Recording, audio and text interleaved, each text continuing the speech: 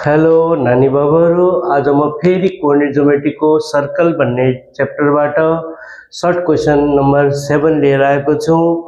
अब यो क्वेशन बनाउनु भन्दा अगाडि पहिले क्वेशनलाई बुझ्ने पढ्ने, आखिरमा हामीलाई क्वेशनले के हिसाबले बनाउनु भनेको छ हैन। फर्स्टमा त हामीले पूरा फर्मुलाहरु लर्न हुनुपर्छ। फर्मुला लर्न भइसकेपछि आफूमा एउटा कन्सेप्ट भन्ने कुरा हुनुपर्छ कि क्वेशनले भनेको के कुरा हो, मैले कसरी बनाउने भन्ने कुरा त्यो पनि बुझ्नुपर्छ हैन। जस्तै यो क्वेशनलाई पढाउँ त, find the coordinates of the centre of the circle having equation of two diameters x + y = 5 and 2x - y = 1। अब सर्कलमा त इन्फाइनाइट वटा डायमिटर हुन्छन् हो कि हैन, तर बुझ्नुपर्छ कि सबै डायमिटरहरू सेन्टरबाट नै पास हुन्छन् हो कि हैन। जब हामीलाई दुईटा इक्वेसन दिएको छ डायमिटरको, ल हेर त, यो सर्कल भो, एउटा सर्कलको यो भो डायमिटर, अर्को सर्कल यो भो, तर दुईटैको सेन्टरमै भएर जाने हुँदाखेरि अब हामीलाई पनि निकाल्न के हुनेछ, कोअर्डिनेट्स अफ सेन्टर। अब यो निकाल्नु भनेको नै के हो, हाम्रो दुईटा इक्वेसनलाई सल्भ गरेर x र y को भ्यालु जो निकाल्छौं नि त्यही नै के हुन्छ, coordinates of the centre of a circle हो कि हैन। अब पहिले के गर्ने, यसलाई एउटा इक्वेसन दिएको छ x + y = 5, अर्को इक्वेसन दिएको छ 2x - y = 1। यो चाहिँ हाम्रो सेन्टर भयो। अब पहिले यसलाई यसरी लेखौं,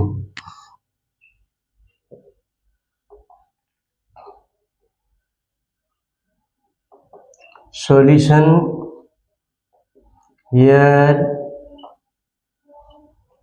the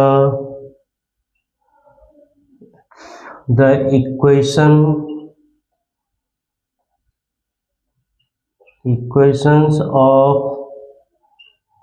two diameters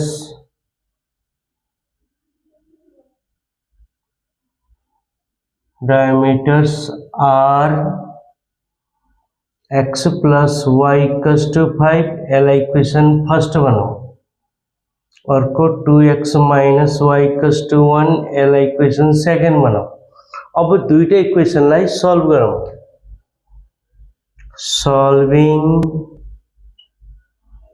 equation first and second, we get x + y = 5, 2x - y = 1। अब हेर त, यो माइनस यो प्लस, दुईटा माइनस प्लस हामीलाई इक्वेसन सल्भ गर्न आउँछ नि, दुईटा माइनस प्लस प्लस भने के हुन्छ, क्यान्सल। अनि 2x र x जोड्दाखेरि 3x, 5 + 1 6, 3 2 6, x को भ्यालु 2 आयो। अब यो x को भ्यालु इक्वेसन फर्स्टमा राखे पनि हुन्छ, सेकेन्डमा राखे पनि हुन्छ। फेरि हामी यहाँ भन्ने छौं, now putting the value of x in equation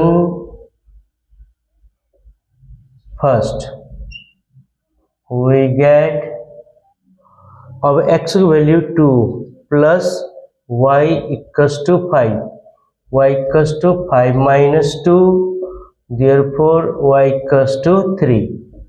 अब x और y को वैल्यू निकाल्नु भनेको नै के हो, हाम्रो सेन्टर अफ द सर्कल। अब फेरि बनाउला हामी, द कोअर्डिनेट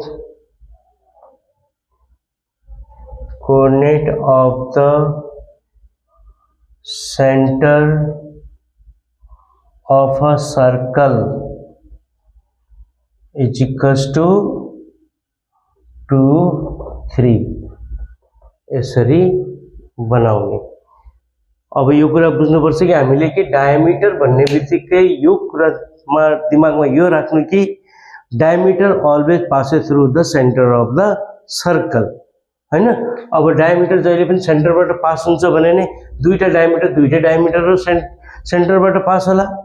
अब दुईटा डायमिटरको इक्वेसन दिएको छ, अब यसलाई हामीले सेन्टर निकाल्नु भनेको छ भने दुईटा इक्वेसनलाई सल्भ गरेर जो xy आउँछ त्यही नै हाम्रो के हुन्छ, सेन्टर अफ द सर्कल। ल हेर नानी बाबुहरू, यस्ता क्वेसनहरू आयो भने कन्फ्युज नहुनु, आरामले बनाउने, तर कन्सेप्ट बढाउने आफ्नो, कसरी बनाउनु पर्ने रहेछ, यस्तो हुँदो रहेछ, यस्तो हुँदो रहेछ भन्ने कुरा आफ्नै दिमागमा केलाइराख्नुपर्छ। अनि बल्ल क्वेसनहरू हामीले बनाउन सक्छौँ, जस्तो क्वेसन पनि बनाउन सक्छौँ। अहिले बिस्तारै बिस्तारै मैले सर्ट क्वेसन बनाउँदैछु, भेरी सर्ट सकाएँ, सर्ट बनाउँदैछु, लङ क्वेसन बनाउँछु, च्यालेन्जिङ क्वेसन बनाउँछु है। सबै क्वेसन हेर्दै जानु, पढ्दै जानु। ल अब यसभन्दा अगाडिको च्याप्टरमा पेयर अफ स्ट्रेट लाइन थियो, त्यो त सरकारले खै के खाएर हटाए थाहा छैन, हटाइसक्यो। अब सर्कल ल्याएको छ, सर्कलमा मैले क्वेसन बनाउँदै जाँदैछु। राम्रो गरी हेर्नु, बुझ्नु है। मेरो युट्युब च्यानललाई लाइक सब्सक्राइब गरिदिनु। धन्यवाद। एकचोटि हेर्दै गर यसलाई।